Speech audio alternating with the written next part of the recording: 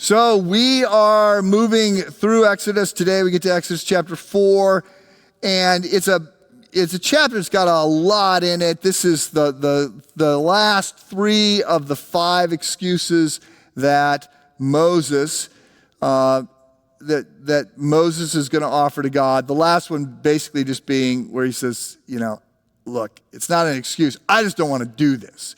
It's a huge leadership challenge. Arguably one of the biggest leadership challenges you can imagine.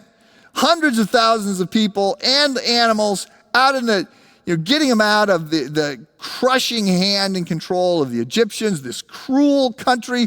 It's throwing babies into the Nile and very ready to oppress them, leading them in the desert, taking them into the new land. It's a huge challenge. Moses says, I don't want to do it.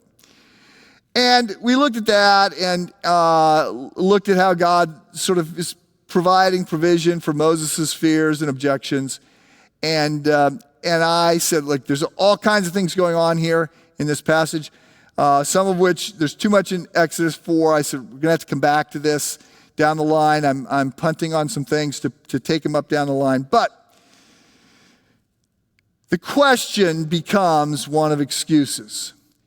And excuses often, not always, sometimes we absolutely know what we're doing, but the excuses that are the real challenge seem to be those that grow out of a failure of us to understand the situation clearly or to see ourselves clearly because of defense mechanisms and, I don't know, whatever you want to go with, anxiety, PTSD, whatever. We don't even see the situation clearly.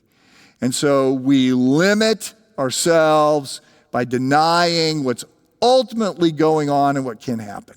So I challenged you in the sermon, and I challenge you now in your small group to talk about your excuses, to see if you can identify them, to see if you can find ways to peel back the blind spots and see yourself more completely. Lots to go on there.